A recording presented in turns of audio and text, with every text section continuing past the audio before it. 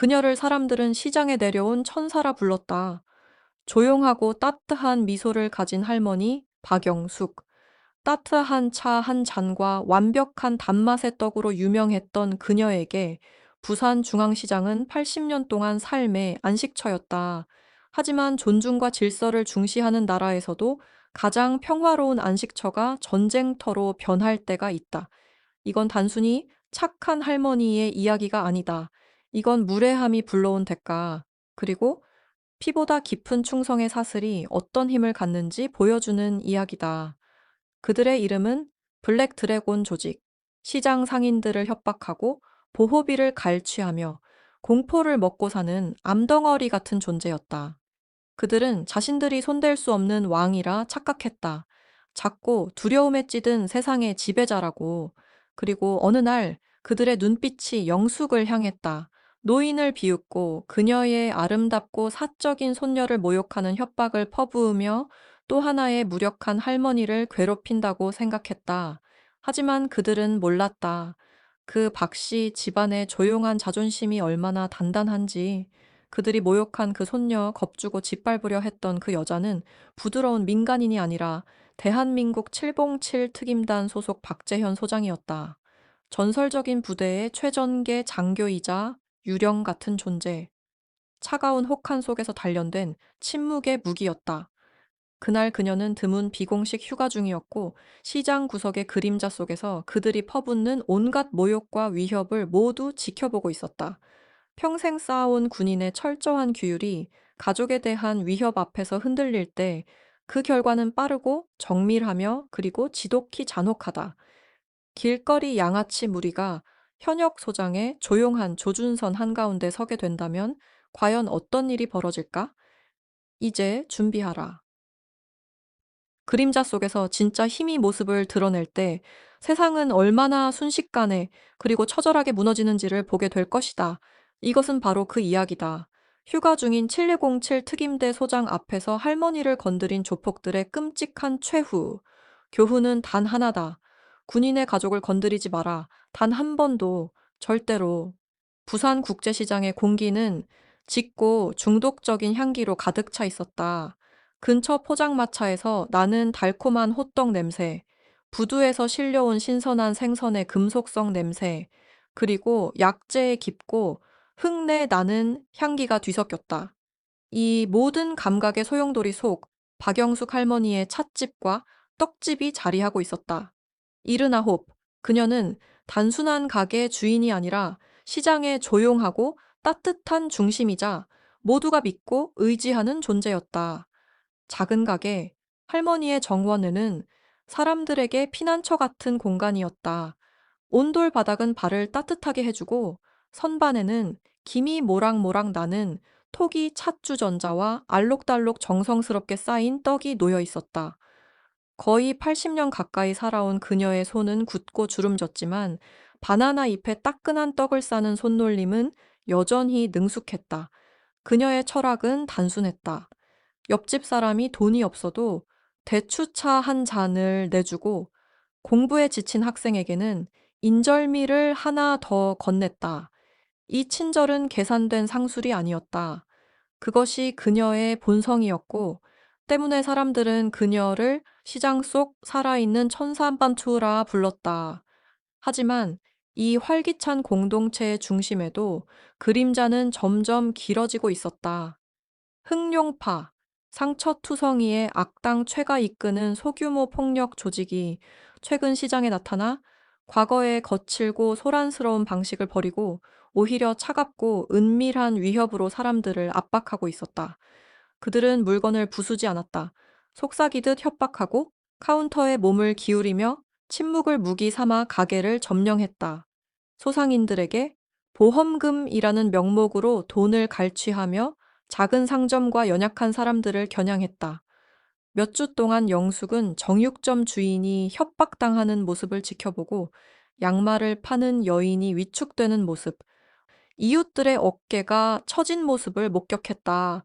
그들이 지나갈 때마다 그녀는 조용히 몸을 낮추고 전통 앞치마 아래로 가슴이 두근거리는 공포를 감췄다. 그녀 자신을 위해서가 아니었다. 오랜 삶을 살아왔으니 두려움은 익숙했지만 자신이 지켜온 작은 안식처가 위험에 처하는 것이 두려웠다. 어느 차가운 화요일 오후 할머니의 정원의 공기는 한순간에 끊어졌다. 최는 두 명의 키 크고 날카로운 눈빛의 부하와 함께 미닫이 문을 밀고 들어오며 차가운 바람을 가게 안으로 몰아넣었다. 검은 콩과 계피 향은 금세 담배와 오래된 가죽 냄새로 바뀌었다. 최는 앉지 않았다. 그는 거대한 손을 광택난 카운터 위에 올리며 섬세한 찻잔들을 일부러 흔들었다. 할머니, 최가 거친 목소리로 비웃었다. 조용히만 있을 줄 알았는데 이제 끝났네. 장사 잘 하니까 보험금 내야 할 때가 됐어. 한 달에 1,000원, 현금만. 영숙은 허리를 곧게 펴며 예상치 못한 강철 같은 기운을 뿜었다. 그녀는 그의 잔인한 시선을 똑바로 마주했다. 저는 이제 거의 여든이 된 나이입니다, 젊은이. 그녀의 목소리는 갑작스런 정적 속 잔잔한 물결처럼 퍼졌다. 세금은 다 내고 있습니다. 당신들의 보험금은 필요하지 않습니다. 지금 가게에서 나가 주십시오. 최는 마른 기침 섞인 웃음을 내뱉었다. 뒤에 선 두 부하가 희죽거렸다. 그는 몸을 숙이며 더 가까이 다가왔다. 숨결은 뜨겁고 구린 냄새가 섞여 있었다. 할머니, 손녀 얘긴 알고 있죠? 예쁜 그 아이, 고급차 타고 오는 조금은 여린 아이처럼 보이는 그 손녀 말이야. 영숙의 침착함이 처음으로 흔들렸다. 사랑하는 손녀 박재현 소장을 언급하자 그녀의 몸을 차가운 공포가 휩쌌다. 그녀는 카운터 모서리를 꼭 붙잡았다. 손가락 관절이 하얗게 질렸다. 그녀에 대해 감히 입도 떼지 마세요. 영숙이 속삭였다. 목소리는 위험하게 낮았다. 최는 이빨 사이로 불길한 미소를 드러냈다. 걱정 마. 그냥 시장이 얼마나 위험한지 이야기하는 것뿐이야. 사고는 쉽게 일어나잖아. 가게에도, 그곳을 찾는 사람들에게도. 그는 잠시 멈춰 그 여파를 공기 속에 남겼다. 그리고 칼을 더 깊게 찌르듯 말을 이었다. 다음번엔 할머니 직접 손녀한테 얘기할지도 몰라. 아마 현금이 있을 수도 있고 아니면은 우리가 좋아하는 다른 게 있을지도. 그리고 구겨진 기름 묻은 지폐를 카운터 위로 미끄러뜨렸다. 모욕적인 마지막 제스처였다. 좋은 것 사드세요. 모레 다시 올 테니 더 나은 대답을 기대합니다. 세 남자가 장난스럽게 걸어 나가며 가게 안달콤한 공기는 아기로 물들었다. 영숙은 얼어붙은 차에 움직이지 못했다. 그녀가 움직인 것은 주방 창문 밖 골목에서 들려온 빠르고 익숙한 고무창 밟는 소리를 듣고서였다. 계산된 속도와 정확성, 거의 들리지 않을 정도의 그 발자국. 그녀는 고개를 들지 못했고 마음속으로 단 한 사람을 떠올렸다. 공포를 삼키며 그녀는 국자를 들고 새 팥소를 저었다. 손이 심하게 떨렸다. 박영숙은 공포를 알았지만 자신이 방금 거부함으로써 깨운 진짜 힘을 전혀 알지 못했다. 바로 근처 소규모 호텔 최상층에서 그녀의 손녀는 이날 단순한 휴가가 아니라 시장 감시 임무, 고도로 훈련된 관찰자로서 하루를 보내고 있었고 모든 잔인한 거래를 조용히 지켜보고 있었다. 그 누구도 몰랐다. 조용한 찻집에서 소장의 분노가 처음으로 피를 보는 순간이 일어날 것이라는 사실을 최가 할머니에게 던진 잔인한 말, 사랑하는 손녀를 위협하는 그 말들은 시장에 따뜻하고 습한 공기 속에 정체된 연기처럼 맴돌았다. 박영숙은 위협이 현실임을 알면서도 그의 더러운 손이 닿았던 카운터를 꼼꼼히 닦았다. 떨리는 손만이 그녀 내면의 폭풍을 드러냈다. 시장 광장을 마주한 세 층짜리 여관 좁고 그림자진 창문 너머 박재현 소장바이 가게를 주시하고 있었다. 그녀의 얼굴은 단단한 화관감처럼 차분했고 낮은 지향성 마이크를 통해 모든 말을 들었으며 할머니의 눈에 스친 순수한 공포까지 확인했다. 이제 이는 단순한 감시가 아니었다. 명예와 임박한 위협의 문제였다. 이틀 뒤 흑룡파가 자신만만하게 다시 나타났다.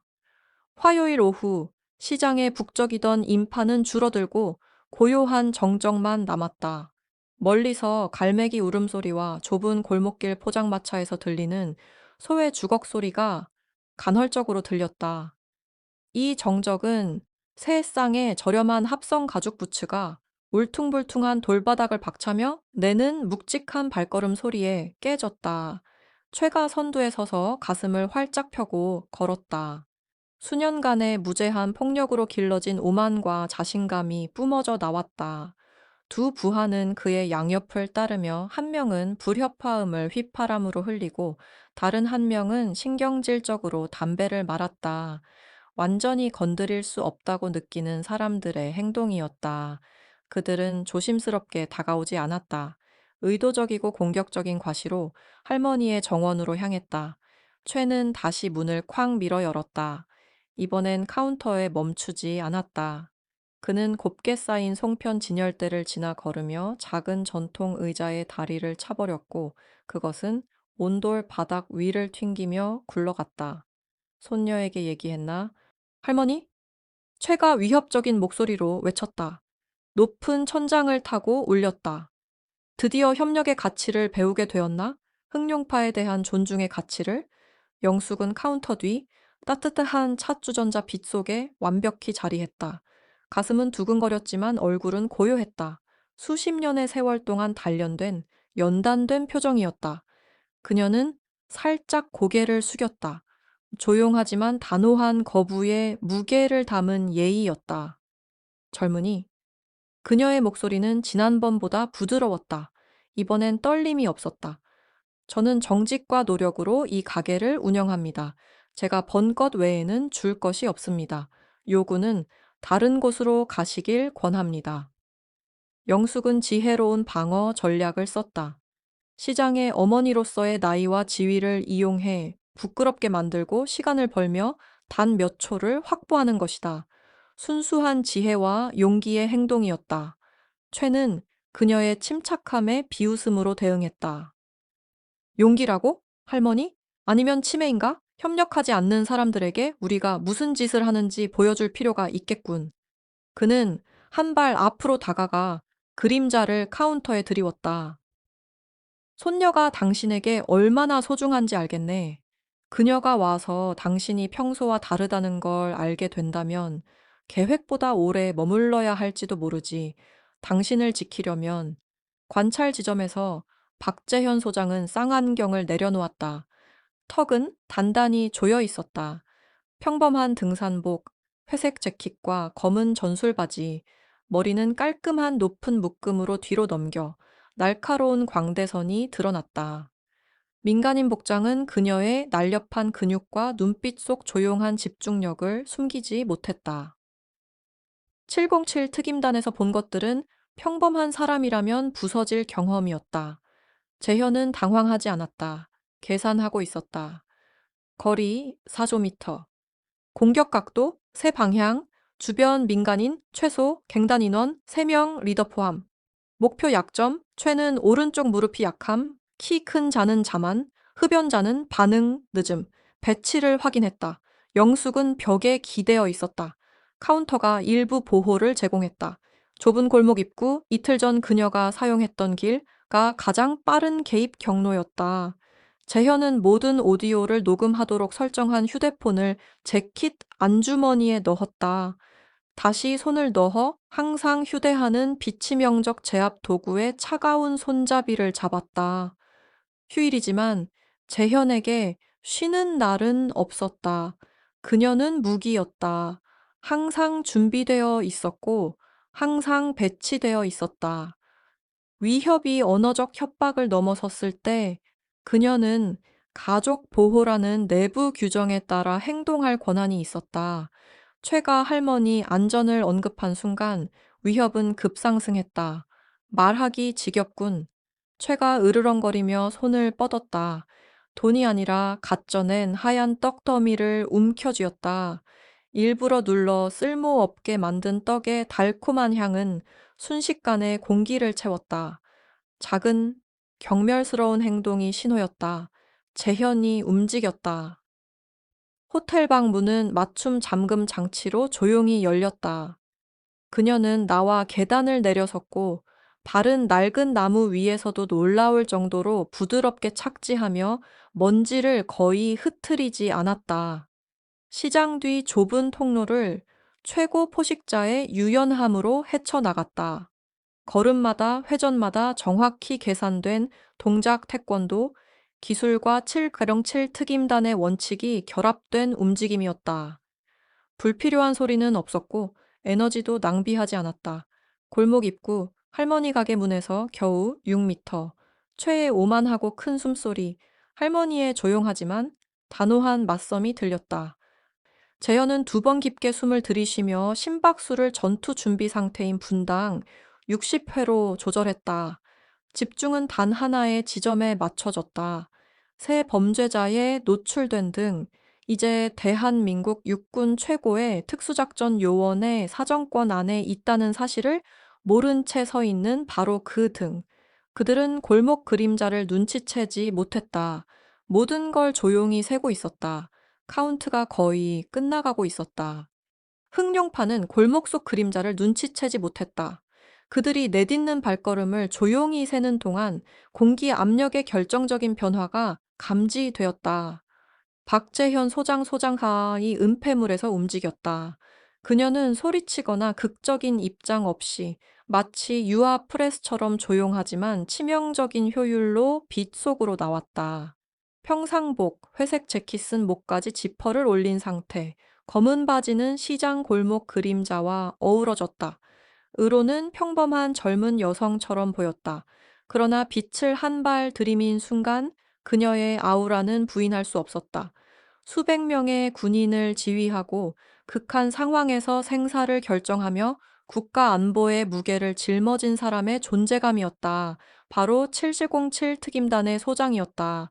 그녀가 서 있는 순간 공기는 엄격한 권위로 두꺼워졌다. 재현은 자신을 과시하지 않았다. 단지 서 있는 것만으로도 그 어떤 공격적 자세보다 위협적이었다. 그녀는 문간에 서서 갱단의 유일한 즉각적인 탈출로를 차단했다. 최는 거칠게 영숙을 위협하던 중 말이 끊겼다. 자신의 목소리가 목구멍에 걸린 듯 새로 나타난 존재를 마침내 인식한 것이다. 두 부하도 돌아섰다. 그들의 거리 폭력 배짱은 재현의 시선 아래 즉시 꺾였다. 그녀의 눈 차갑고 흑요석처럼 빛나는 눈은 그들을 바라보는 것이 아니라 통과시키며 위협 프로필, 이동 벡터, 약점을 계산했다. 근육의 의존, 주변 시야 부족, 수십 년 전술 훈련의 결과가 즉각 떠올랐다. 키 큰 자 잡았는 할머니 가까이의 위치, 잠재적 방패, 흡연자 반응 늦음는 칼 소지, 과시용 배치 미흡, 영숙은 실루엣만으로 재현을 알아보고 숨을 삼키듯 작게 두려움과 안도의 신음을 냈다. 재현아, 하지마. 재현은 영숙을 무시하고 갱단에 온전히 집중했다. 한 걸음 내디디며 거리를 좁히자 시장의 소음은 사라지고 오직 순간의 날카로운 명료함만 남았다. 잠시 그녀의 마음은 707 부대 한겨울 훈련장으로 돌아갔다. 얼음 목욕과 극한 피로, 25 시뮬레이션 인질 구조 훈련에서 산속에 눌린 채 근육이 절규하던 순간 교관인 노련한 마스터 서전트가 비웃었다. 상대는 지쳤다, 소장. 너는 더 지쳤나? 그녀는 몸을 일으켜 구조를 완수했다. 707의 핵심 진리를 배웠다. 회복력은 선택이 아니라 의무다. 그 교훈이 지금 그녀의 완벽한 침착함으로 나타나 있었다. 가게 주인이 나가 달라 하셨습니다. 재현의 목소리는 차분하고 낮으며 감정을 배제했다. 질문도 부탁도 아니었다. 그녀의 계급 권위에 따른 명령이었다. 그들은 눈앞의 진정한 힘을 알지 못했다. 최는 그녀의 냉정한 반항에 잠시 얼어붙었다. 곧 회복했지만 오만함이 다시 고개를 들었다. 너 대체 누구야? 그녀 딸이라고? 흑룡파한테 명령할 수 있다고 생각하나, 여자애? 그는 키 큰 부하를 가리키며 공격적으로 한 걸음 내디뎠다. 재현은 그 부하를 거의 쳐다보지 않았다. 그녀의 초점은 여전히 바로 부패의 근원, 지도자에게 맞춰져 있었다. 흡연자의 재킷 아래 칼집의 돌출부를 확인했다. 즉각 무력화가 필요한 위협이었다. 재킷 소매 속 손이 미묘하게 움직이며 손바닥 크기 압력점 임팩터의 그립을 조정했다. 회상. 지휘 자격 시험, 10시간의 근접전, 9시간째, 모든 뼈가 욱신거리고 숨이 거칠었다. 하지만 그녀는 계속 움직였다. 방어 자세를 우선하고 에너지를 절약하며 필요한 포인트만 공격했다. 보호 의무가 승리 욕구보다 우선이었다. 그녀는 싸움을 하러 온 것이 아니다. 결정적, 외과적 일격을 수행하러 온 것이다. 숨겨진 힘의 정의, 3명의 오만한 남자를 한 방의 무혈로 시장 전체를 경보하지 않고 무력화할 수 있는 소장. 그들은 공포에 질린 친척과 마주했다고 생각했지만 실제로는 갈등을 신속하고 완벽하게 끝내도록 설계된 힘과 마주한 것이다. 공기는 말 없는 폭력으로 진동했다. 최의 잔인한 미소가 커졌다. 그녀의 고요함을 두려움으로 해석했다. 그는 거칠게 한 발 내디뎌 큰 손을 들어 밀어내려 했다. 범죄자들은 자신들이 건드릴 수 없다고 생각했지만 소장을 실제로 본 적은 없었다. 재현은 무게를 이동하며 오직 수년간의 치명적 군사 훈련에서 나오는 속도와 정확도로 움직일 준비를 했다. 끝은 단 몇 초 남았다. 범죄자들은 자신들이 무적이라고 생각했다. 하지만 소장의 실전을 본 적은 없었다. 최가 재현의 어깨를 향해 손을 내밀자 찻집을 지배하던 침묵은 날카롭고 섬뜩한 균열음과 함께 깨졌다. 재현이 먼저 움직였다. 속도는 놀라웠다. 단순한 힘이 아닌 운동학적 최적화였다. 그녀는 최의 넓고 느린 휘두름 아래로 몸을 낮추며 동시에 팔뚝을 들어 팔꿈치 아래 특정 신경 다발을 정확히 가격했다. 77 특임단 작전병이 폭탄을 해체하듯 동작은 외과적 정밀함으로 수행되었다. 첫 번째 타격, 충격으로 최의 팔 근육이 마비됐다. 그의 관성은 재현을 향한 돌진 대신 무너지는 불안정한 비틀거림으로 바뀌었다. 그는 아직 고통 때문에가 아니라 자신의 움직임이 갑작스럽게 무력화된 충격에 포효했다. 최의 관성이 완전히 사라지기 전에 재현은 이미 더 큰 위협으로 시선을 돌렸다. 칼을 꺼내려 허둥대는 흡연자 부하였다. 빠른 계산, 위협 투 무장, 거리 1.5m, 배치 시간 1초 미만. 재현은 단 한 걸음으로 거리를 좁혔다. 부하가 스위치 블레이드를 겨우 빼들며 절박하게 위로 휘두르려는 순간 재현은 짧고 날카로운 손바닥 뒤꿈치 타격으로 손목을 가격했다. 힘은 관절에 집중됐다. 부하는 숨을 헐떡이며 손가락이 즉시 마비됐다. 싸구려 무기는 온돌 바닥에 떨어지며 갑자기 고요해진 찻집에서 천둥처럼 울렸다.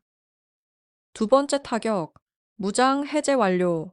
흡연자는 쓸모 없어진 손을 움켜쥐며 혼란스러운 눈으로 뒤로 비틀거렸다.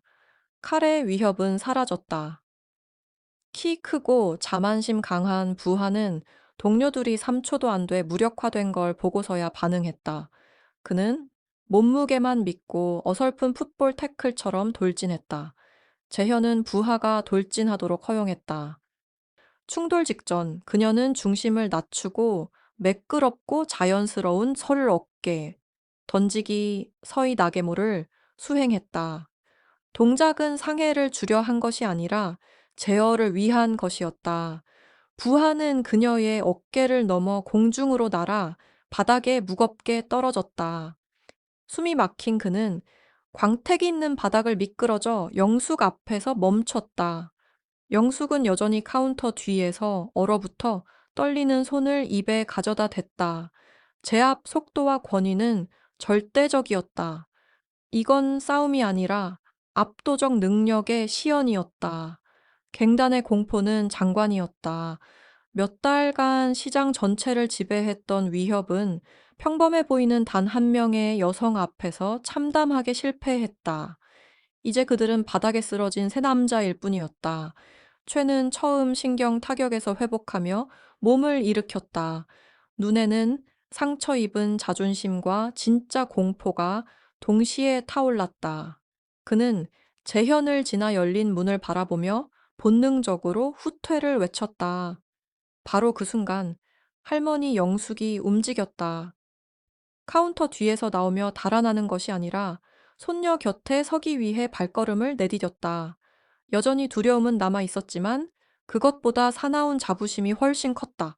눈에는 안도와 눈물이 맺혔다.